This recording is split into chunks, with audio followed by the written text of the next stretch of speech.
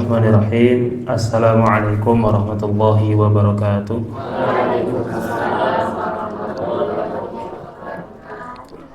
Alhamdulillahi rabbil alamin. Wassalatu wassalamu ala rasulillahil karim wa ala alihi wa ashabihi ajma'in. Wala hawla wala quwwata illa billahil aliyyil azim. Amma ba'd. Allahumma anfa'na bima 'allamtana wa 'allimna ma yanfa'una wa zidna ilman ya rabbal alamin. Allahumma hdina li ahsanil akhlaq la yahdi li ahsaniha illa ant wasrif 'anna sayyi'aha la yasrifu 'anna sayyi'aha illa ant. Syukur alhamdulillah di sore hari ini kita bisa duduk bersimpuh di salah satu rumah Allah, di Masjid Allah, dalam rangka menuntut ilmu. Dan syukur alhamdulillah tadi sudah kita menyimak bersama Tasmi Juz 2 yang disampaikan oleh Ananda Muhammad Azam Syafiq. Barakallahu fihi dan jazakallahu khairan kepada kedua orang tuanya yang sudah mendidik putra-putranya. Mudah-mudahan Allah Subhanahu wa taala senantiasa balas dengan pahala yang berlipat ganda dan mudah-mudahan jadi pahala jariyah insyaallah ya. Dan kita yang mendengarkan syukur alhamdulillah ya. Telinga kita masih digunakan untuk mendengarkan kalam Allah Subhanahu wa taala ya. Maka perbanyaklah bersyukur. Cara kita bersyukur itu gimana Bapak Ibu yang paling mudah? Yang paling mudah untuk supaya kita bersyukur adalah dengan mengingat masa lalu kita. Dengan mengingat masa lalu kita. Contoh, dulu kita ibadah sholat itu nggak tahu fikihnya, rukun-rukunnya apa aja, syarat-syaratnya apa aja gitu, pembatal-pembatalnya apa aja. Sekarang tahu, bersyukur gitu. Dulu saya beberapa ke masjid untuk ikut majelis ilmu gitu. Sholat berjamaah juga susah gitu, alhamdulillah gitu. Dulu saya misalkan kalau jam segini di bulan puasa biasanya cuman sekedar ngabuburit, tidak ada faidah gitu. Sekarang alhamdulillah bisa duduk bareng-bareng di majelis ilmu. Jadi kalau kaidah bersyukur itu ingat masa lalu supaya kita bersyukur akan kondisi hari ini. Kata Allah apa? Di surat Ali Imran Allah mengatakan wa'tasimu bihablillahi jami'an wa la tafarraqu. Kemudian wadhkuru ni'matallahi 'alaikum id kuntum a'da'an fa'alafa baina qulubikum fa asbahtum bi ni'matihi ikhwana. Kata Allah Subhanahu wa taala dalam Al-Qur'an, wadhkuru ni'matallahi 'alaikum, dan ingatlah nikmat-nikmat Allah yang Allah berikan kepada kalian. Id kuntum a'da'an fa'alafa baina qulubikum. Dulu apa? Yang dahulu kamu ketika masa jahiliyah apa? Bermusuhan. Fa'alafa baina qulubikum. Kemudian Allah persatukan hati kalian. Fa'asbahtum bi ni'matihi ikhwana. Sehingga kalian dengan nikmat Allah Subhanahu wa taala itu jadi bersaudara. Tuh, jadi ingat masa lalu agar kita bersyukur di kondisi hari ini ya. Dan Nabi SAW bersabda, sungguh menakjubkan perkara orang beriman, semuanya baik, dan perkara ini nggak ada di orang lain selain daripada orang mukmin. Apa? Yaitu kalau dia diberi nikmat dia bersyukur dan itu baik baginya, dan kalau dia diberikan musibah, diberikan ujian dia bersabar dan itu baik baginya. Maka kaidah syukur, kaidah sabar ini harus jadi ada pada diri kita selalu, terutama dalam menjalani kehidupan kita di dunia ini. Bapak Ibu rahimakumullah, kembali lagi dengan Manzumah Ahsanil Akhlaq karya Syekh Amir Bahjat hafizahullah taala yang lahir di tahun 1984 Masehi. Ada yang seumur apa Ibu? Atau lebih tua, lebih muda? Ya, saya Amir Bahjat hafizahullah taala masih hidup. Kita doakan beliau dengan karya ini mudah-mudahan bermanfaat untuk beliau di kehidupan di dunia maupun setelahnya. yang merupakan keturunan asli ya, punya darah Indonesia, yaitu keturunan atau cicit dari Syekh Ahmad Khatib Minangkabawi yang wafat di tahun 1916 Masehi. Bapak Ibu rahimakumullah, sebelum kita lanjut ke bait yang berikutnya, di bait ke 10 ya, terakhir sampai 9. Sekarang kita murojaah dulu atau baca bersama-sama dari bait 1 sampai ke bait 9 ya. Kita bareng-bareng berkata penulis hafizahullah taala dalam manzumahnya. 1 2 3.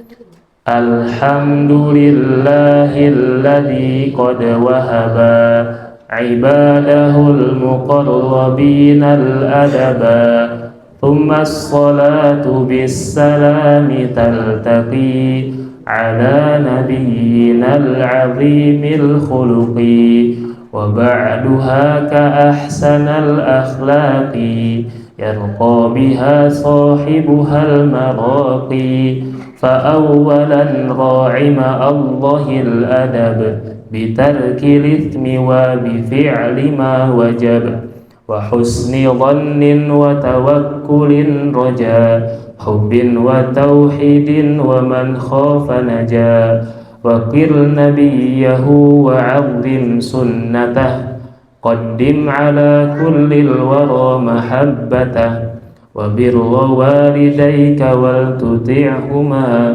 tafuz wasil ya bunayyar rahima bajil kabiran warhamis saghira wasa'idil dha'ifa wal faqira wa kun syuja'an sabiran karima wa syakiran wa fatinan halima. Insyaallah.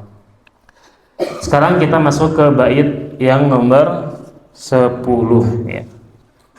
Sudah ada ya Bapak Ibu lembarannya. Masuk ke bait yang 10. Berkata penulis dalam manzumahnya hafizahullah taala, wa dza anatin wa hayatin warfuqi wa kun aminan wa tawadhu wasduqi. Kata penulis rahimahullah hafizahullah taala dalam manzumahnya, wa dza anatin wa hayatin warfuqi wa kun aminan wa tawadhu wasduqi. Milikilah sikap hati-hati, kemudian rasa malu, berlemah lembutlah, dan jadilah orang yang amanah, tawadhu, dan juga bersikap jujur. Silakan diulang Bapak Ibu baitnya. Wa dza anatin wa hayain warfuqi wa dza anatin wa hayain warfuqi wa kun aminan wa tawadhu wasduqi ya. Baik, yang pertama za'anatin. Apa arti za'ana? Arti za'ana adalah mutmainnah atau muta'anni ya. Muta'anni itu artinya tenang. Naon namina teh? Tegugurusuh gitu, tegunggurusuhan. Tidak tergesa-gesa dalam segala perkara. Orang beriman itu, orang muslim itu dalam memutuskan perkara itu tidak tergesa-gesa ya. Dia pikirkan dulu apa yang baik baginya, bagi selainnya, mana maslahat yang lebih besar, mana mudarat yang lebih sedikit ya. Nah, Bapak Ibu, terkait maslahat dan mudarat ini ada kaidahnya. Contoh, kaidah yang pertama. Kalau tahu maslahat kan Bapak Ibu? Apa itu maslahat? Nggak tahu? Dalam bahasa Indonesia juga ada kalau masalah maslahat. Arti maslahat itu apa? Maslahat itu adalah manfaat atau kebaikan, baik bagi saya, itu maslahat. Kalau mudarat apa? Buruk bagi saya, gitu. Itu mudarat. Nah, kaidahnya yang pertama, kalau ada maslahat sama mudarat, mana yang dipilih? Maslahat. Gampang. Misalnya apa? Misalnya pas azan sholat zuhur ya, yang satu maslahatnya sholat, yang satu main game gitu umpamanya. Mana yang lebih maslahat? Sholat jelas, maka main game ditinggalkan, sholat dulu. Itu contoh maslahat dan mudarat. Kemudian yang kedua, kalau ada mudarat, yang ini mudarat, yang ini juga mudarat gitu. Misalkan nih Bapak Ibu dihadapkan dengan dua perkara, dua-duanya ada mudaratnya gitu. Gimana kaidahnya? Kalau dua-duanya mudarat, maka pilih mudarat yang paling ringan, paling sedikit gitu. Dan yang berikutnya, kalau ada apa? Ada maslahat dengan maslahat yang lainnya, maka yang dipilih apa? Yang maslahat yang paling besar, yang paling banyak gitu. Misalnya apa? Misalnya nih Pak, ibu-ibu udah sekarang teh jadwalnya apa? Masak gitu. Tapi sebetulnya masak mah bisa sebelum asar juga bisa gitu. Atau mepet-mepet maghrib juga masih bisa misalnya gitu. Sama ada majelis ilmu gitu, dan gak ada uzur untuk gak hadir gitu, bisa aja hadir gitu. Nah, mana yang maslahat yang lebih utama? Menuntut ilmu gitu ya. Jadi segala perkara itu kalau orang muslim maka dipikirkan dulu dengan tenang gitu, tidak tergesa-gesa. Bahkan kalau ada perkara-perkara itu diantaranya sikap atau akhlak orang muslim, orang beriman adalah dengan dimusyawarahkan gitu. Kata Allah apa? Wa amruhum syura bainahum. Dan segala perkaranya itu diselesaikan dengan apa?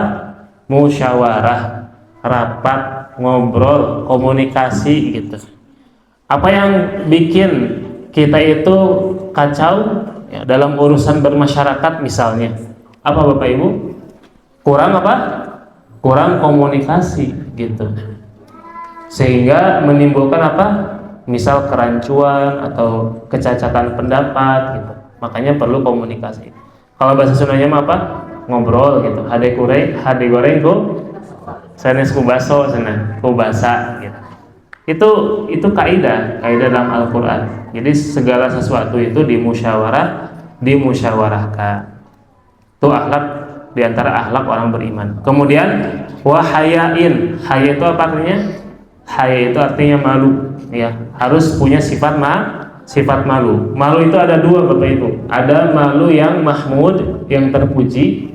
Ada malu yang madmum, yang tercela. Malu terpuji itu contohnya apa? Contohnya apa? Contoh malu terpuji adalah malu kalau nggak belajar nanti bodoh sendiri misalkan gitu. Itu termasuk malu terpuji. Akhirnya menggiring dia untuk belajar. Contoh lain apa? Malu di hadapan Allah. Kalau saya maksiat, saya malu di hadapan Allah. Nanti muka saya ditaruh di mana gitu. Contoh ya. Itu contoh malu yang terpuji. Kalau malu yang tercela itu apa contohnya Bapak Ibu? Banyak ya. Misalkan nih, Bapak Ibu punya pertanyaan di kepalanya gitu. Tapi isin bari naras teh salah. Itu malu tercela. Ya. Ilmu itu nggak akan sampai kepada dua orang, yang malu sama yang sombong, nggak akan sampai. Jadi kalau ada pertanyaan yang membuat di kepala Bapak Ibu merasa ini jadi pusing gitu harus ditanyain, tanyakan aja, nggak perlu malu gitu. Termasuk malu yang tercela itu apa? Termasuk malu yang tercela adalah nggak ngaji misalkan karena abimah jalmina bodoh gitu, hesen neret. Nah ini malu yang tercela juga, jangan juga seperti itu. Ya datang aja, kan obat dari kebodohan apa? Ilmu ya, obat dari kebodohan adalah ilmu. Maka datang untuk belajar. Dan Rasulullah SAW meletakkan orang yang pemalu itu, kata Nabi SAW, al-haya'u kulluhu khair. Malu itu semuanya baik. Al-haya'u la ya'ti illa bil khair. Malu itu tidak datang kepadanya kecuali yang baik-baik ya. Dan hakikat malu itu Bapak Ibu bahwasanya yaitu apa? Yaitu rasa rendah diri kita yang muncul karena apa? Karena takut terhadap sesuatu yang tercela gitu. Jadi kalau melakukan ini malu gitu. Dan malunya karena Allah juga gitu. Misalkan nih orang keluar dengan menenteng miras, naudzubillah gitu. Kalau imannya masih jalan ya, maka ada rasa malu. Kenapa? Karena malu itu bagian daripada iman. Kata Nabi SAW, al-imanu bid'un wa sab'una syubah, atau 60 ya, 70 cabang atau 60 cabang lebih. Kemudian yang paling tinggi apa? Qaulun la ilaha illallah. Yang paling tingginya perkara iman adalah perkataan la ilaha illallah. Wa adnaha, dan yang paling rendah adalah imatatil adza minat thoriq, yaitu menghilangkan duri di jalan gitu. Itu ada rasa iman juga. Bapak Ibu misalkan lagi jalan nih, lihat paku, apa perbuatan Bapak Ibu? Cuek atau di kepinggirin? Lihat pisang deh, cangkang pisang gitu di jalan, apa? Itu berarti imannya jalan Bapak Ibu. Tapi kalau cuek ternyata qadarullah setelahnya apa? Ada yang celaka, disuruh karena cangkang pisang itu tadi kemudian jatuh dan misalkan wafat gitu. Bisa jadi kan terjadi gitu. Nah, ini ada rasa iman. Dan kata Nabi, wal haya'u minal iman, dan malu itu bagian daripada keimanan. Jadi kalau muncul sikap malu kita, terutama ketika berbuat maksiat, berarti tandanya apa? Tandanya imannya masih jalan gitu. Bahkan kalau misalkan ada orang nanya gini, saya tuh gimana ya akhir-akhir ini tuh ibadahnya kurang gitu, kemudian sibuk banget dengan urusan-urusan dunia, asa malu gitu dengan kondisi ini. Nah, itu dia tandanya apa? Tandanya imannya masih jalan ya. Ada nggak orang Bapak Ibu jauh dari Allah, jauh dari ketaatan, tapi enjoy aja hidupnya teh gitu? Ada ya. Nah, itu namanya apa? Istidraj.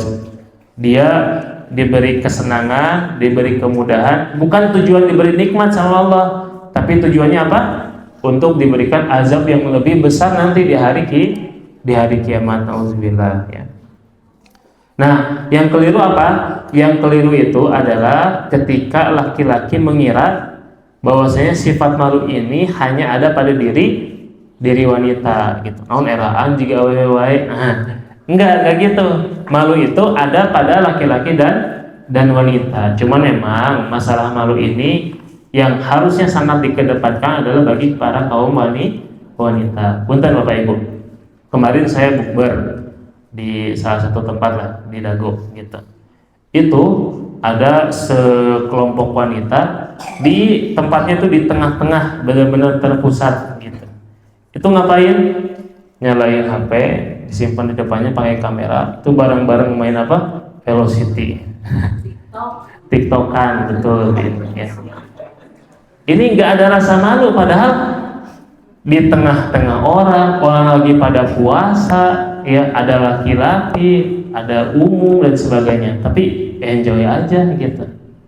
Padahal wanita mah harusnya sangat punya rasa malu, anggun tuh kata Bu ini. Wanita anggun betul ya. Tidak malu-maluin ya geningnya. Bukan malu-maluin.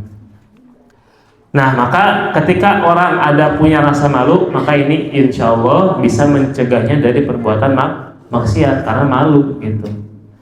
Kemudian Bapak Ibu rahimakumullah, malu ini dari sisi keberadaannya ada dua. Yang pertama, malu yang dari asalnya itu sifatnya bawaan atau fitrah gitu. Jadi orang tuh sama Allah ditanamkan sifat malu gitu. Udah ada bawaan dari lahir. Yang kedua adalah malu yang sifatnya diperoleh dari hasil iman dan ilmu gitu. Jadi semakin kita berilmu, semakin kita belajar, harusnya sikap atau sifat malu ini semakin nambah gitu. Oleh karena itu lihat para ulama. Para ulama itu bapak-bapak, ibu-ibu, jangankan hal yang haram, hal yang bentuknya maksiat, mereka itu saking waroknya, sikap kehati-hatiannya, bahkan perkara yang mubah pun apa? Dikurangin gitu, dijauhi. Misalnya seorang ustadz, seorang alim ulama keluar pakai celana pendek, mantes gitu. Nah, ada misalkan ustadznya terkenal misalkan, ilmunya tinggi. Pakai celana pendek nutup lutut boleh nggak Bapak Ibu? Boleh, kan aurat laki-laki itu apa? Dari pusar sampai lutut. Sekarang ada ustadz, alim ulama, kibar, terkenal, keluar ke Mang Randy meser, misalkan sayuran pakai celana pondok gitu, mantes nggak? Iya. Nah, para ulama itu sampai hal yang mubah pun mereka tinggalkan karena untuk menjaga apa? Kewibawaan gitu. Insya Allah ya. Nah, semakin tinggi ma'rifat, semakin tinggi pengetahuan kita terhadap Allah, maka sifat malu itu semakin tinggi. Maka di antara faidah ada rasa malu dalam diri kita itu maksiat-maksiat bisa sekuat tenaga ditinggalkan seutuhnya. Kemudian warfuqi ya. Warfuqi itu artinya rafiq, sikap lemah lembut. Sikap lemah lembut. Kita itu akhlak orang beriman itu kepada siapa saja, khususnya kaum muslimin itu ada sikap apa? Lemah lembut ya. Kata Allah dalam Al-Qur'an, "Fabima rahmatin minallahi lintalahum walau kunta faddan ghalidhal qalbi lam faddu min haulik." Maka karena rahmat Allah engkau wahai Muhammad bersikap lemah lembut. Kalau seandainya engkau bersikap keras dan berhati kasar, niscaya mereka lari gitu dari dakwah engkau gitu. Jadi kita itu diperintahkan untuk bersikap lemah lembut gitu. Dalam dakwah ada kelembutan gitu, ada hikmah gitu. Wow, enggak. Misalnya ada orang salah nih Bapak Ibu, bisa nggak langsung dilabrak, dicarekan gitu sekuat tenaga? Bisa nggak? Enggak. Harus kita benar-benar cek dulu dia tahu atau enggak ilmunya gitu. Misal nih, punten Bapak Ibu, ada orang di siang hari misalkan makan di hari puasa gitu.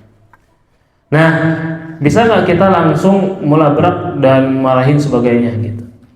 Nggak bisa. Kita harus memastikan dulu apakah dia itu umpamanya misalkan lagi musafir atau bukan gitu kan. Kalau musafir kan dia boleh gitu membatalkan puasa.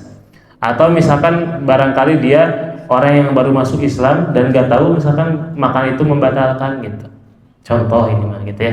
Nah, kita harus tabayun dulu ya, memastikan bahwasanya dia itu benar-benar nggak tahu. Kalau tahu ya benar ditegur gitu. Kalau nggak tahu ya dikasih tahu dulu, bukan langsung dimarah-marahin gitu. Kemudian dan Nabi SAW itu adalah manusia yang paling lembut hatinya dan kita diperintahkan meniru beliau Shallallahu Alaihi Wasallam. Kemudian wakun aminan watawadha wasduqi, dan jadilah engkau orang yang amanah gitu. Nah, kita harus menjaga amanah-amanah ini Bapak Ibu. Kalau kita ingin dijaga amanahnya, maka kita pun harus menjaga amanah orang lain. Ketitipan apa misalkan, diamanatin apa, maka itu dijaga. Kemudian watawadha, dan bersikap tawadhulah. Apa itu tawadhu? Rendah hati ya. Jangan sombong gitu.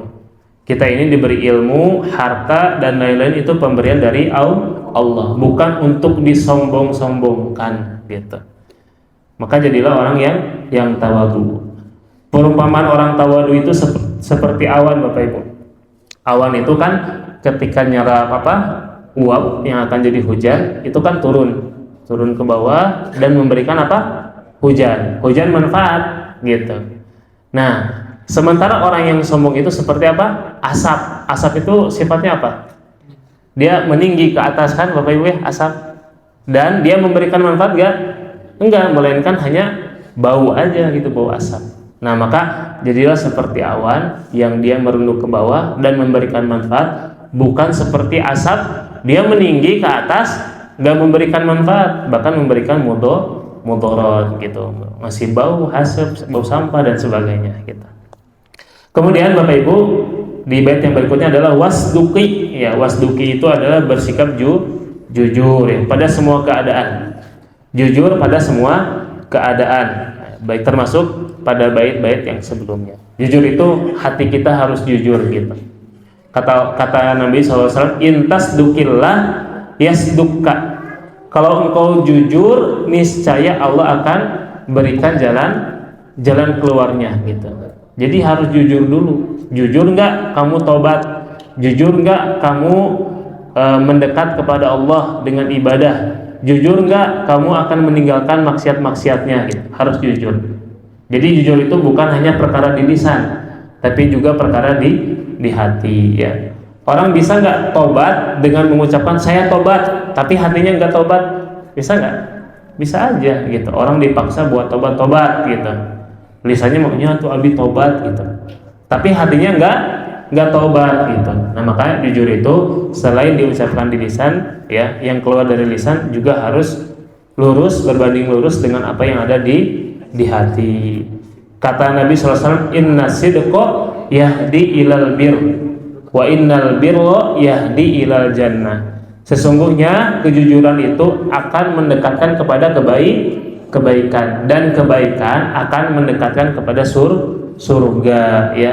Dan orang terus menerus bersikap jujur sampai dicatat di sisi Allah bahwasanya dia orang yang jujur. Dan sebaliknya, kedustaan, bohong itu mendekatkan kepada keburukan, dan keburukan mendekatkan kepada neraka. Dan terus menerus dia suka bohong gitu ya. Sekarang mah bohong dulu gitu. Sedikit, besok bohong lagi, besok lagi bohong lagi, sampai dicatat di sisi Allah dia adalah seorang pendusta. Nauzubillahi min dzalik gitu. Nah, itu bait ke-10. Sekarang bait ke-11. Kata penulis hafizallahu taala, tahalla bil adli wa bil ihsani wal afwi wal wafai wal itqani. Tahalla bil adli wa bil ihsani. Hiasilah dirimu dengan sikap adil. Dengan sikap apa? Adil, ya. Wabil ihsani, dan sikap ihsan, berbuat baik. Sikap adil ini Allah mengatakan dalam Al-Quran, ya ayyuhalladzina amanu kunu qawwamina lillahi syuhada bil qisti wa la yajrimannakum syana'anu qaumin ala alla ta'dilu i'dilu wa aqrabu littaqwa. Kata Allah di dalam Al-Quran, dan janganlah kebencianmu terhadap sesuatu kaum mendorong kamu tidak berlaku adil, ya. Jadi Bapak Ibu, pami ayah misalkan ada masalah fulan dengan fulan gitu. Padahal jelas masalahnya tuh salah si A misalkan gitu. Tapi karena kita benci kepada si B, akhirnya pas mau melerai itu malah nyalahin si B gitu. Nah, jangan, karena kebencian jangan menyebabkan kita berlaku tidak adil. Orang muslim itu harus adil, karena itu perintah. I'dilu, kata Allah. Berbuat adillah. Kenapa? Karena dia lebih dekat kepada ketakwaan kepada Allah Subhanahu wa taala gitu. Maka jadilah seorang yang adil. Seorang yang adil artinya tidak menzolimi siapapun gitu. Dan termasuk tidak menzolimi diri sendiri gitu Bapak Ibu. Ya, kita itu selain tidak boleh zolim kepada orang lain, juga tidak boleh zolim terhadap diri sendiri. Apa contoh perbuatan zolim terhadap diri sendiri? Berbuat maksiat itu zolim terhadap diri sendiri gitu. Orang misalkan apa contohnya? Ya berbuat maksiat lah gitu. Itu masuk ke dalam zolim terhadap diri sendiri. Wabil ihsani, dan ihsan, berbuat baik, ya. Ihsan itu bisa maknanya itqanus syai', yaitu dengan menyempurnakan sesuatu. Contoh, orang yang ngafalin Quran, mana yang baik? Yang mutkin atau yang tidak mutkin? Yang mutkin, yang sempurna, bagus hafalannya, sering di murojaah gitu. Pegawai, misalkan ada orang punya karyawan, mana karyawan yang lebih disenangi? Orang yang kerjanya sempurna, totalitas, atau yang malas-malesan? Yang sempurna, yang totalitas, itqan gitu, menyempurnakan amalan, ya. Maka kita pun Bapak Ibu dalam beribadah kepada Allah itu ibadahlah dengan cara yang terbaik, ya.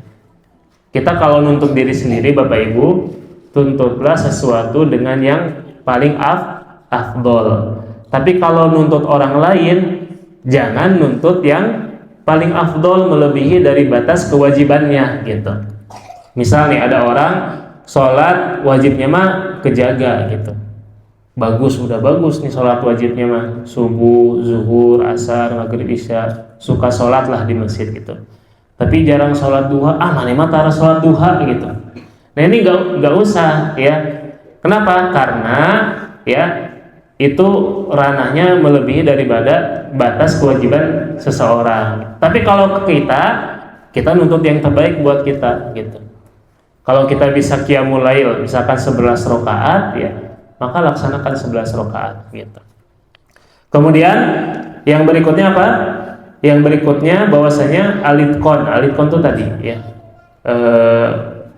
Dengan menyempurnakan apa? Menyempurnakan amalan ya. Kata Nabi SAW bahwasanya Allah itu mencintai seorang hamba apabila melaksanakan amalan itu apa? An yutkinahu, dengan memaksimalkan, menyempurnakannya, enggak apa? Setengah-setengah gitu. Kemudian wal afwi ya, wal afwi itu apa? Memaafkan. Oke. Afwi itu apa? Memaafkan. Memaafkan kepada siapa? Memaafkan kepada orang yang menzolimi kita, Bapak Ibu. Ya, dalam kehidupan ini yang namanya bermasyarakat, ya, bisa nggak Bapak Ibu mengharapkan semua orang itu senang sama kita? Nggak bisa. Kata Imam Syafi'i, ghayatun nas atau ridhon nas ghayatun la tudrak. Kita mengharap semua manusia itu ridho sama kita, senang sama kita, itu adalah tujuan yang nggak akan pernah tercapai. Bisa nggak Bapak Ibu membuat orang itu senang ke ibu? Nggak bisa ya. Sehebat-hebatnya ibu, sebaik-baiknya ibu, tetap aja ada orang yang nggak senang. Kenapa? Lihat Nabi SAW, kurang baik apa beliau? Manusia terbaik ya. Risalah wahyu diturunkan ke beliau, disampaikan kepada umat. Kasih sayang beliau. Ada nggak yang nggak suka? Ada, bahkan sampai detik ini ada yang nggak suka ke Nabi Muhammad SAW. Nah, bagaimana sama kita? Kita itu Nabi bukan, Rasul bukan, ulama bukan, ustadz bukan, tokoh bukan, pasti ada aja yang gak suka. Nah, kalau ada yang menzalimi kita, maka yang terbaik adalah dengan memaafkan. Yang terbaik adalah dengan memaafkan. Walaupun boleh nggak membalas? Boleh nggak Bapak Ibu membalas? Boleh. Ya. Itu ada syariat apa? Kisos. Ya. Pukul dengan pukul lagi, ciwit dengan ciwit lagi, boleh ya. Kaidah dalam Al-Quran terkait urusan balas membalas itu Bapak Ibu ada 3. Allah menyebutkan dalam surat An-Nahl ayat 126, wa in aqabtum fa'aqibu bimisli ma uqibtum bih wa la in sabartum lahu khairul lis-sabirin. Kata Allah dalam Al-Quran, dan apabila engkau ingin membalas, maka balaslah dengan yang semisal ya, balaslah dengan yang semisal. Tapi kalau kamu sabar, maka itu lebih baik bagi orang yang sabar. Kemudian di ayat yang lain, wa jazaa'u sayyi'atin sayyi'atun misliha, dan balasan atas suatu kejahatan itu adalah kejahatan yang setimpal, sama gitu. Tetapi faman afa wa aslaha fa'ajruhu 'ala Allah. Tapi kalau memaafkan dan berdamai, itu balasan pahala dari Allah. Maka ada 3 kaidahnya Bapak Ibu dalam urusan balas membalas. Ini penting dalam kehidupan kita bisa terapkan. Sekarang Bapak Ibu, ada orang yang menzolimi kita misal ya. Nah, maka yang pertama kaidahnya, kalau kita berbuat atau membalas dengan yang lebih, maka ini termasuk zalim juga. Ini termasuk zalim juga, dan ini haram, nggak boleh. Bunten, misal ada orang ngambil sendal, bapak-bapak misalkan tarawehan, pulang sendal nggak ada, terus didoain numaling teh, numaling sendal, cing bangkrut 7 turunan gitu. Adil nggak Bapak Ibu? Tadi atau sendal 10.000, 20.000, ini didoakan bangkrut 7 turunan gitu, nggak adil gitu. Malah balasnya dengan yang setimpal gitu. Ini kan terjadi ya di masyarakat ya. Ada orang misalkan anaknya kesenggol misalkan, contohnya misalkan baret atau apa gitu. Dibalasnya apa? Digebukin. Adil nggak ini? Nggak adil, bukan kisos ini namanya, bukan membalas yang ini, maka jolim juga dan hukumnya haram, nggak boleh. Itu yang pertama, jadi hukumnya yang haram. Yang kedua adalah yang boleh. Yang ini dalam Al-Quran, yaitu membalas dengan yang setimpal. Hukumnya boleh Bapak Ibu, yang bukan wajib, boleh gitu. Jadi ada orang yang menzalimi kita balas balik, tapi bolehnya itu dengan kadar yang serupa, tidak boleh lebih gitu. Ini yang kedua. Dan yang ketiga apa? Faman afa wa aslaha fa ajruhu 'ala Allah. Tapi kalau kita memaafkan dan damai gitu, maka ini pahalanya dari Allah Subhanahu wa taala. Maka yang ketiga ini adalah yang afdol gitu. Ada 3 ya, ingat-ingat ya. Yang pertama, kalau lebih itu zalim, haram hukumnya. Yang kedua, membalas dengan yang semisal, ini hukumnya boleh, mubah. Yang ketiga, memaafkan, ini yang afdol gitu. Ini yang utama. Insyaallah ya. Kemudian yang berikutnya wal wafa ya. Wafa ini ya artinya apa? Artinya setia, loyal gitu. Nah, kita diperintahkan untuk setia kepada sesama muslim. Loyalitas kita itu sama kaum muslimin, bukan sama kaum kufar. Loyalitas kita yang diberikan itu harus pada sesama muslim ya. Atau loyalitas kita terhadap penghambaan diri kepada Allah. Loyalitas kita terhadap mengikuti sunnah Nabi Shallallahu Alaihi Wasallam. Maka yang disebut wafa ini, wafa kesetiaan, lawan katanya apa? Lawan kata setia apa Bapak Ibu? Khianat ya, bukan tidak setia. Ini malah ditanya lawan setia apa? Tidak setia. Lawan manis apa? Tidak manis gitu. Jangan gitu. Khianat ya. Nah, maka khianat ini ya kebalikan dari wafa ya. Nah, kita nggak boleh berkhianat kepada sesama muslim ya. Nah, makna dari kesetiaan adalah tadi ya, setia itu kepada Allah, kepada Rasulullah SAW, dan setia kepada sesama manusia. Kata Allah Subhanahu wa taala, "Ya ayyuhalladzina amanu aufu bil uqud." Wahai orang-orang beriman, jagalah apa? Jagalah atau penuhilah janji-janji. Jadi kita harus menyempurnakan tuh janji-janji, ditunaikan gitu. Kemudian dan terakhir apa? Itqon itu tadi sama maknanya ihsan ya. Jadi mengamalkan sesuatu harus itqon, sempurna. Yang ke-12, dilihat Bapak Ibu bait yang ke-12.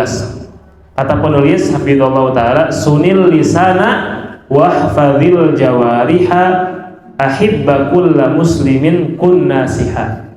Sunil lisana wahfazil jawariha ahibba kulli muslimin kun nasiha. Yang pertama adalah sunil lisan. Sunil lisan itu artinya apa? Jagalah lisan. Lisan itu lidah ya. Itu harus dijaga.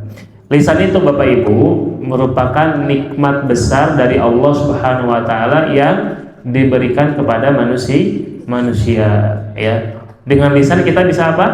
Seseorang bisa masuk Islam dengan lisannya, kemudian bisa baca Al-Quran, bisa sholat, bisa zikir, itu dengan nikmat lisan, harus disyukuri gitu. Dan dia selalu dipakai kecuali ketika tidur, kecuali kalau tidurnya apa?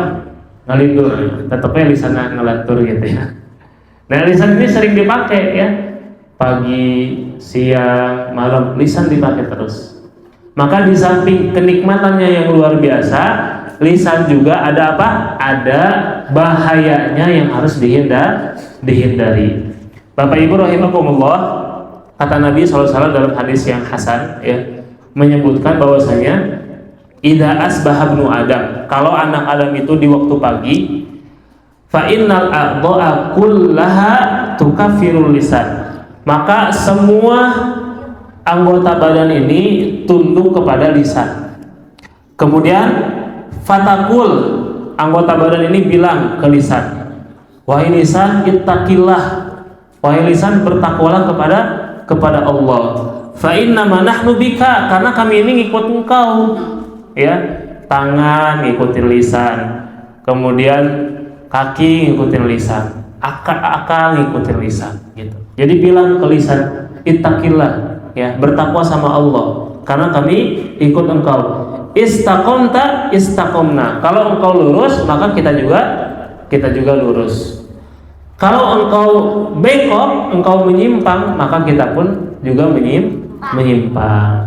Kenapa Bapak Ibu? Karena lisan ini bahayanya luar biasa. Orang bisa masuk neraka karena lisan, ya. Dan perkara-perkara dosa itu, dosa-dosa besar diantaranya itu banyak akibat daripada lisan. Coba apa Bapak Ibu? Syirik. Ya, itu dari lisan juga sama. Orang mengucapkan sesuatu yang bukan semestinya tentang Allah, itu dari lisan. Kemunafikan dari lisan. Ghibah, namimah, ya, itu semuanya dari lisan. Dusta itu juga lisan. Makanya lisan ini harus kita jaga sebaik-baiknya. Penulis lihat Bapak Ibu menyebutkan di baitnya apa? Sunil lisan wahfadzil jawariha. Jagalah lisan dan jagalah seluruh anggota tubuhmu. Saya nanya, anggota tubuh itu termasuk lisan enggak? Termasuk. Disebutkan 2 kali. Lisan dimention lebih khusus. Kenapa? Karena lisan ini punya pengaruh yang sangat luar biasa, ya, makanya harus kita jaga. Perhatikan kata Nabi SAW, hadis dari Mu'adz bin Jabal kalau tidak salah. Di akhir beliau mengatakan, wa hal yakubbun nas fin nari ala wujuhihim aw ala manakhirihim illa hasaidu alsinatihim. Engkau telah bertanya, ya. Jadi itu hadisnya panjang, ya, kita simpulkan saja di bagian akhir. Wahai Mu'adz, kata Nabi SAW, bukankah yang menyeret manusia ke dalam neraka dengan wajah dan hidung mereka kebanyakannya apa? Tidak lain adalah hasil panen dari lisan mereka. Jadi orang banyak masuk neraka itu akibat dari apa? Dari lisan. Menyakiti tetangga pakai lisan gitu. Kemudian memfitnah pakai lisan, ya. Ngupload di medsos Bapak Ibu, status itu lisan, tapi lisan yang dalam bentuk tulisan gitu. Sama kan namanya kan sama ya. Lisan sama tuh lisan gitu. Tuh kamu lisannya nulis di status gitu, itu juga lisan. Lisan dalam bentuk apa? Tulisan. Nah, makanya perlu dipikir-pikir Bapak Ibu ngupload status juga. Sekarang kan ibu-ibu juga aktif ya, upload status WA gitu. Nah, status WA kita bakal dimintai pertanggungjawaban. Kalau ngatain yang aneh-aneh, mengadu domba, memfitnah sana sini, siap-siap tulisannya itu akan dimintai pertanggungjawaban di hadapan Allah Subhanahu wa taala, ya. Makanya kata Nabi apa Bapak Ibu? Kata Nabi apa? Man somata naja. Siapa yang diam selamat, gitu. Man kana yu'minu billahi wal yaumil akhir falyaqul khairan aw liyasmut. Barang siapa yang beriman pada Allah dan hari akhir, maka berkatalah yang baik, kalau tidak diam, ya. Bahkan Bapak Ibu ada tips dari para ulama untuk kita yang berada di akhir zaman ini, di zaman fitnah, ya.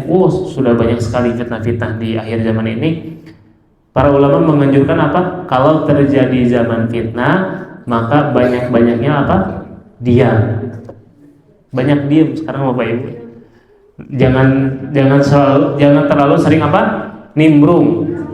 Ada majelis ibu-ibu di mana lagi ngomongin si anu, nah, nuju ngomongin saya nimbrung gitu. Ada di majelis lagi yang lain nuju ngobrol nimbrung lagi. Jangan terlalu banyak nimbrung yang gak berfaedah sekarang mah ya Bapak Ibu ya.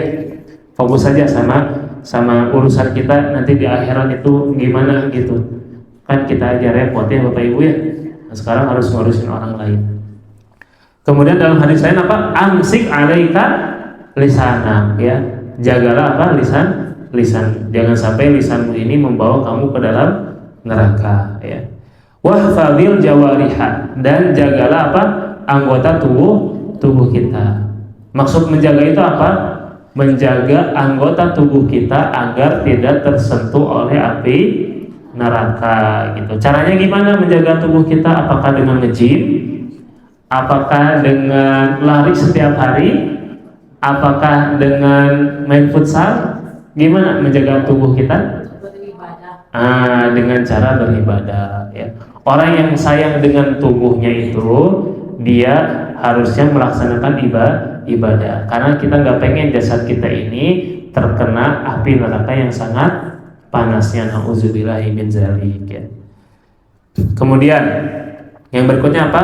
Ahibba kulla muslimin, mencintai setiap muslim. Bapak Ibu rahimakumullah, kita itu dalam akhlak Islam harus mencintai sesama muslim. Para sahabat itu mereka lembut terhadap orang-orang beriman dan keras kepada orang-orang kafir. Zaman sekarang kebalik kan? Kebalik ke non muslim ini lembut itu, ke orang muslim haram gitu. Gitu. Kita harus bersikap lemah lembut terhadap orang muslim ya, dan keras terhadap orang kafir. Maksud keras di sini tuh bukan ada orang kafir di jalan terus namanya sih kafir gitu. Enggak gitu. Ini kepada kafir yang harbi, yang dia memerangi kaum muslimin gitu. Kemudian kita harus punya apa? Sikap wala tadi, sikap loyalitas kepada sesama muslim. Nah, sekarang gimana kalau ada orang muslim ya, misalkan nih di majelis ini kita saling benci, nauzubillah Bapak Ibu. Jalan nggak majelis ini? Nggak akan jalan, udah saling benci gitu. Nggak akan hadir, saya juga gak mau ngisi dari teman jamaah harese gitu. Kan nggak gitu. Kita harus ditumbuhkan dalam diri kita sama apa? Saling mencintai ya. Cinta dalam persaudaraan muslim. Al-mu'minu lil mu'mini kal bunyan. Mukmin yang satu dengan mukmin yang lain itu seperti bangunan. Yashuddu ba'dahu ba'dha, saling menguatkan satu sama yang lainnya. Karena kalau kita terpecah belah, malah ini menjadi kabar gembira bagi orang-orang kafir gitu. Nah, kita itu dalam Islam itu sangat dianjurkan perkara apa? Perkara jamaah gitu. Tadi kan ayat tadi saya sudah baca di surat Ali Imran, wala tafarraqu, jangan terpecah belah. Makanya laki-laki itu disunahkannya apa? Atau bukan disunahkan? Hilaf sebetulnya. Ada yang mengatakan fardu ain, ada yang mengatakan fardu kifayah. Urusan apa? Salat berjamaah gitu. Kemudian Bapak Ibu rahimakumullah, yang berikutnya apa? Yang berikutnya tadi di samping kita harus mencintai orang muslim. Kenapa? Ya. Nah, bagaimana bukti cinta kita kepada sesama muslim adalah di bait yang berikutnya. Kun nasiha. Ya, jadilah engkau yang saling apa?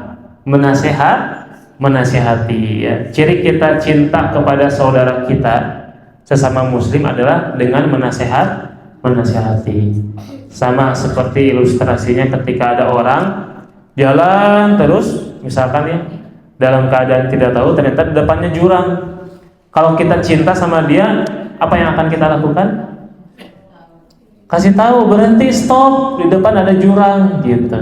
Kalau nggak sayang mah berhenti, diantarkan ya, sampai terperosok ke dalam jurang. Nah, kita sesama muslim saling mengingatkan. Ada orang misalkan berbuat maksiat, berbuat salah, kita ingatkan gitu. Jadi saling mengingatkan. Karena agama itu sendiri adalah nasihat. Ad-dinun nasihah. Agama adalah nasihat. Al-mu'minu mir'atu akhi. Mumin itu ibaratkan cermin bagi saudaranya ya. Sifat cermin itu apa Bapak Ibu? Sifat cermin itu menggambarkan diri kita. Makanya punten Bapak Ibu, misalnya pengurus masjid ada satu yang salah, padahal satu orang misal ya. Yang disalahin siapa? Kabeh pengurus masjid mah gitu. Misalkan di punten santri RMM ada yang misalkan di luar ketahuan apa? Berbuat onar gitu. Santri RMM mah kali itu semuanya kena gitu. Kenapa? Karena al-mu'minu mir'atu akhi. Mumin itu ibaratkan cerminan bagi saudaranya. Makanya kita harus saling menjaga satu sama lain, menjaga keimanan kita, menjaga agama Islam gitu. Jangan sampai agama Islam tercoreng karena kita. Padahal harusnya orang itu menyalahkan perbuatan individunya, jangan menyalahkan agamanya gitu. Lanjut ke bait yang berikutnya. Taqabbalin nusha minats thiqati wa kun muhafizan 'ala sholati. Nah, tadi kan kita diperintahkan apa? Untuk saling menasihati. Nah, di bait ini taqabbalin nusha, yaitu menerima nasihat, ya. Nasihat itu mudah nggak Bapak Ibu? Mudah. Yang susah itu apa? Nerimanya. Yang susah itu nerimanya. Sebagaimana kata Imam Al-Ghazali rahimahullah taala, an-nasihatu sahlun was-su'uba qabuluha. Nasihat itu apa? Mudah. Yang susah itu adalah menerima nasihat. Apalagi yang menasihatinya itu levelnya itu di bawah kita. Wah, susah. Punten Bapak Ibu. Misalkan ada bapak-bapak ditegur sama yang muda gitu. Salah benar bapak-bapak itu. Tapi yang menegurnya anak muda. Potensi nolaknya lebih besar enggak? Lebih besar. Naon maneh karek ge saumur jago gitu kan.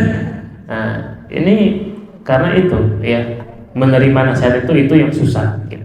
Padahal seharusnya kalau ada orang menasihati kita bersyukur. Kenapa? Karena lewat nasihat dia kita bisa jadi selamat dari api neraka gitu. Jangan kesana, jangan lakuin ini, itu haram. Jangan lakuin itu haram. Lakuin ini berpahala dan sebagainya. Nasihat. Nah, maka dengan nasihat mereka itu bisa jadi mendatangkan hidayah kepada kita, ya. Kemudian apa? Taqabbalin nusha minats thiqati. Apalagi yang menasihati kitanya itu adalah orang yang terpercaya, ya. Kalau yang nggak terpercaya mah mau apa diterimanya? Punten, misalkan ada dokter nih, ngecek pasien, kata dokternya obatnya ini dan itu. Terus tiba-tiba ada kunjung orang gitu, dok, kata saya mah obatnya bukan itu deh, padahal bukan dokter gitu. Diterima nggak nasihatnya? Ya enggak juga. Itu yang nasihati juga harus memang punya ilmu atau pengalaman. Harus punya ilmu atau pengalaman gitu. Kemudian apa? Wa kun muhafizan 'ala sholati. Dan jadilah apa? Jadilah engkau orang yang menjaga sholat gitu. Nah, ini Bapak Ibu, akhlak orang Islam itu adalah menjaga sholat. Jangan abai terhadap perintah sholat. Bayangkan Bapak Ibu, sholat itu adalah satu-satunya syariat yang Allah langsung panggil Nabi Muhammad SAW untuk mi'raj ke atas. Langsung Allah perintahkan ke Nabi Muhammad SAW. Nabi dari Masjidil Haram ke Masjidil Aqsa, kemudian sholat berjamaah dengan para nabi, kemudian diangkat ke atas dengan buraq, kemudian bertemu para nabi, saling menasihati, saling bertegur sapa, mengucapkan salam, terus bertemu dengan Allah, diperintahkan sholat. Luar biasa. Perintah apa lagi Bapak Ibu yang agung daripada sholat ini, ya. Maka sekarang kalau ada orang meremehkan kewajiban sholat, berarti dia tidak menghargai bagaimana syariat sholat itu diturunkan, ya. Masya Allah kan sholat itu dimi'rajkan langsung ke atas, ya. Nah, maka ini harus dijaga urusan sholat ini, ya. Dan orang-orang yang menjaga sholat itu apa? Disifatkan sama Allah di surat Al-Ma'arij itu apa? Terhindar dari sifat apa? Suka keluh kesah. Di antaranya, innal insana khuliqa halu'a idza massahu syarru jazu'a wa idza massahul khairu manu'a illal musallin. Manusia itu diciptakan sifat suka keluh kesah gitu. Sampai pada akhir ayat itu apa? Illal musallin, kecuali orang yang sholat, ya. Alladzina hum 'ala sholatihim daimun, ya. Mereka yang selalu setia mengerjakan sholatnya. Sampai nanti ada ayat juga di ayat berikutnya, walladzina hum 'ala sholatihim yuhafizun, gitu. Yuhafizun, ya, menjaga. Nah, apa bedanya daimun sama yuhafidun, menjaga.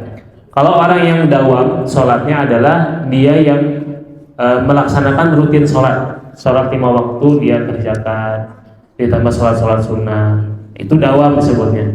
Zuhur, sholat, asar, maghrib, isya, subuh, sholat. Kalau yuhafidun, orang yang menjaga sholat itu maknanya adalah dia yang dawam sekaligus menjaga terkait rukun-rukunnya, syarat-syaratnya, pembatal-pembatalnya, dia tahu gitu. Itu orang yang menjaga sholat. Levelnya lebih tinggi daripada orang yang dawam gitu. Karena dia bukan sekedar sholat lagi turut-turutan, tapi dia mengetahui ilmunya, menjaga rukun-rukunnya, dan seterusnya. Nah, jadi gitu Bapak Ibu, sholat harus dijaga ya. Sampai kapan kita menjaga sholat? Sampai wafat, sampai meninggal ya. Kata Allah, wa'budullah hatta ya'tiyakal yakin. Sembahlah Allah sampai datang al-yakin. Al-yakin ya, itu Bapak Ibu bukan yang dimaksud di sini adalah kematian. Kenapa kematian disebut yakin? Karena gak ada yang mengingkari manusia bahwasanya dirinya akan mati. Ada nggak Bapak Ibu di dunia ini orang mengingkari saya emang nggak akan mati? Ada nggak? Nggak ada. Makanya Allah sebutkan kematian itu adalah al-yakin, yakin bahwasanya manusia itu bakal ada matinya gitu. Jadi kita diperintahkan oleh Allah untuk menyembah Allah sampai kapan? Sampai mati. Apalagi bapak-bapak ya, bapak-bapak mah nggak ada liburnya ya, bapak-bapak sholat tuh terus aja gitu. Kalau ibu-ibu ada liburnya, ketika datang bulan, ketika haid, bapak-bapak nggak ada, bapak sholat terus. Bahkan sakit pun sholat. Nah itu jadi yang pertama ya, terkait sholat harus dijaga ya. Kita lanjut biar selesai ya. Bait yang ke-14 kata penulis, wa waqta kashghalhu bil intifa'i wal mala fahfadhu 'anil dhaya'i. Wa waqta kashghalhu bil intifa'i.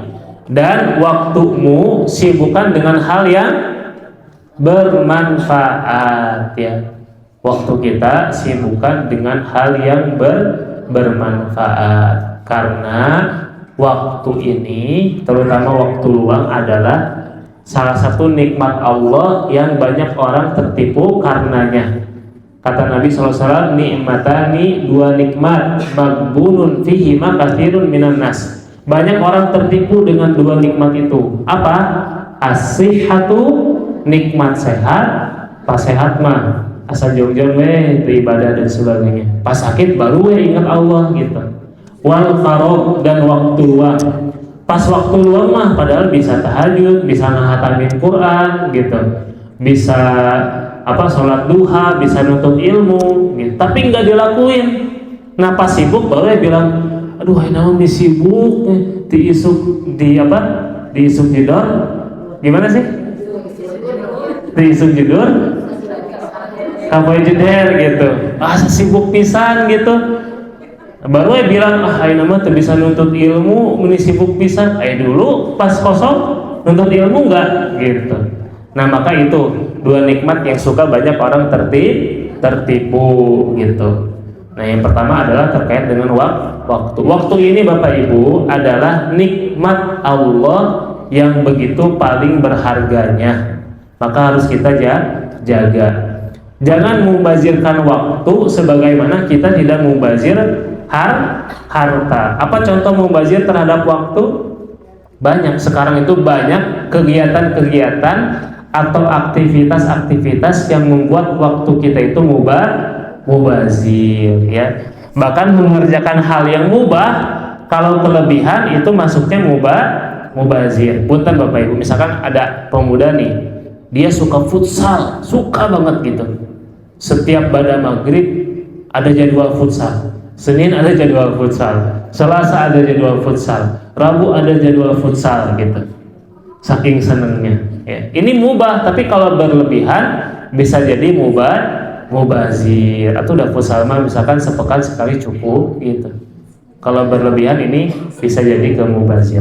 Maka Bapak Ibu, kita harus mengagenda setiap hari kita itu mau ngapain, dan dipastikan setiap agendanya ada kegiatan ibadah. Jangan diagendakan teh gini Bapak Ibu. Pagi-pagi beli sayur, jam 10 nonton sinetron, jam 11, jam 12 atau jam 1 tidur siang. Sore misalkan ketemu sama teman-teman arisan. Pada maghrib nonton sinetron kesayangan. Pada isya misalkan tidur dan sebagainya. Ini hari-harinya asa kurang bermanfaatnya gitu, nggak ada nilai ibadah, nggak ada hal yang bisa meningkatkan kita ilmu pengetahuan gitu. Nah maka hargailah waktu dengan cara apa? Dengan mengisi dengan kegiatan yang bermanfaat, bilintifai, dengan yang bermanfaat. Wal mala fahfadhu anid doyai, dan harta kita jaga apa? Kita jaga dari apa? Dari kesia-siaan. Gimana Bapak Ibu cara kita jaga harta? Apakah dikekepan gitu ya, nggak dikeluarin sama sekali? Apakah disimpan di bawah kasur sampai bertahun-tahun, tuntung lama dituang kurayap? Atau gimana? Nah, menjaga harta adalah maksudnya dengan menginfakkan di jalan Allah Subhanahu wa Ta'ala. Karena harta yang kita infakkan itu yang kekal abadi. Sementara harta yang kita makan itu mah fana ya, sesaat saja. Kita kenyang sesaat kan Bapak Ibu, nggak selamanya kita kenyang kan? Ya udah gitu. Nah jadi cara kita menjaga harta adalah dengan diantaranya menginfakkan di jalan Allah Subhanahu Wa Taala. Sekarang lagi Ramadan, masih gitu buat berbuka dan sebagainya. Ini bermanfaat insya Allah untuk kita di hari kiamat kelak. Ya. Baik, yang ke-15 ini yang terakhir Bapak Ibu ya. Ini yang terakhir. Yang terakhir bait ke-15, bihimmatin ta'allamil mufida wa tali'il qutbatanal mazida. Bihimmatin, dengan penuh semangat. Nah Bapak Ibu, kita belajar itu harus penuh semangat, penuh kesungguhan. Karena dengan kesungguhan itu ilmu akan sampai kepada kita. Kata para ulama, ilmu itu akan memberikan setengahnya kalau kita sungguh-sungguh. Paham nggak Bapak Ibu maksudnya? Jadi manakala kita sungguh-sungguh dalam menggapai ilmu, dalam mencari ilmu itu ngasih setengahnya, nggak akan semuanya. Dari ilmu luas sekali. Makanya apa? Kalau dengan kesungguhan, dengan semangat ilmu ngasih setengahnya, maka bagaimana dengan yang malas-malasan ya. Bapak Ibu misalkan ibu-ibu hadir nih tahsin atau hafalan, lagi ngafalin apa? Al-Mutaffifin ya. Misalkan datang ke masjid ngapain Al-Mutaffifin? Sekadar datang ya biar di absen gitu. Tapi nggak ada himmah, nggak ada semangat, nggak ada kesungguhan pas di luar pengajian, nggak akan sampai gitu. Nah ilmu itu harus digapai dengan sungguh-sungguh. Jadi makanya gini, thalabul ilmi wa thalabud dunya. Penuntut ilmu sama penuntut dunia itu sama aja. Ya. Penuntut dunia rakus. Dia untuk mendapatkan dunia. Penuntut ilmu juga semestinya harus rakus untuk mendapatkan ilmu gitu. Nah, sekarang nggak adil orang kan terhadap perkara dunia. Wah, sungguhnya itu luar biasa. Udah bekerja dari Senin sampai Sabtu, jam 8 sampai jam 5. Ditambah lembur Bapak Ibu. Terus minggunya apa? Minggunya ngegojek. Ya Allah gitu. Terus kapan waktu buat belajar? Kapan waktu buat ibadah gitu? Kalau Senin sampai Sabtu nguli misalkan gitu ya. Jumat Ahad yang waktunya libur diisi buat ngegojek terus aja nyari dunia gitu. Ya Allah gitu. Ya walaupun itu juga bermanfaat kalau misalkan dipakai di jalan Allah, dipakai buat nafkah istri dan anak-anaknya gitu. Kemudian apa? Bihimmatin ta'allamin mufida. Ya, bersungguh-sungguhlah untuk mendapatkan ilmu yang bermanfaat.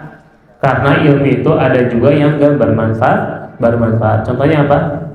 Ilmu sihir, ilmu magic, ini enggak bermanfaat, sudah tinggalkan. Kemudian waqali'il qutbat tanal mazida. Ini level di atas lagi. untuk penuntut ilmu, yaitu apa? Yaitu dengan apa? Bacalah buku-buku, niscaya engkau akan memperoleh tambahan ilmu ya. Jadi di antara akhlak muslim itu apa? Yaitu mengamalkan firman Allah Subhanahu wa taala yang mana itu menjadi turun wahyu pertama kali. Surat apa?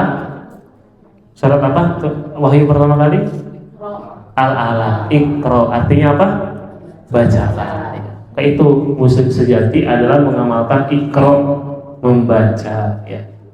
Membaca buku-buku kita baca, kitab-kitab para ulama kita baca ya.